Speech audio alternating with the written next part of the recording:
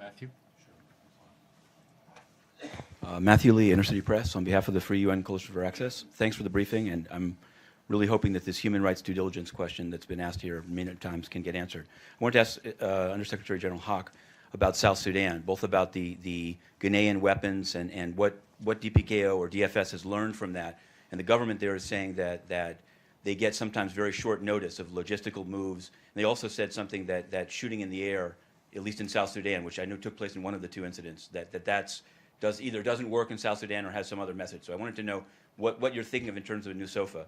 And Mr. Ladsous, I wanted to ask, and I've asked here a number of times, about the human rights due diligence policy.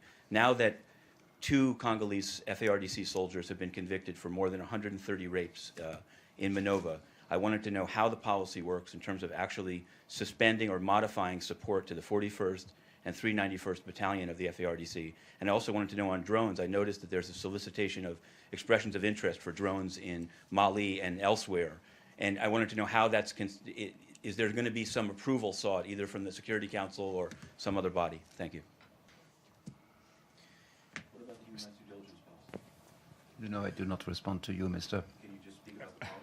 Questions. Matthew. Sure.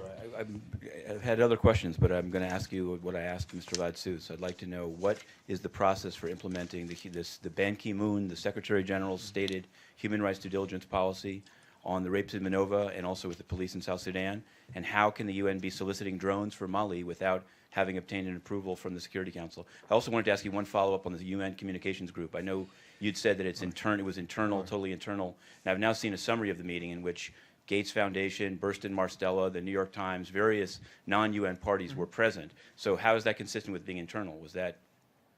Okay, I guess I wanted to understand. in reverse order, I see no inconsistency in terms of UN having an internal meeting and hearing from people on the outside.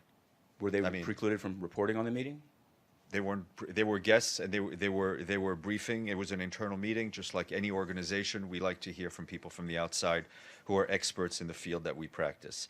On South Sudan, I'm told by the UN mission in South Sudan that we've had no joint missions with the police in South Sudan for at least a few weeks, if not months, since the start, in fact, of the latest incidents.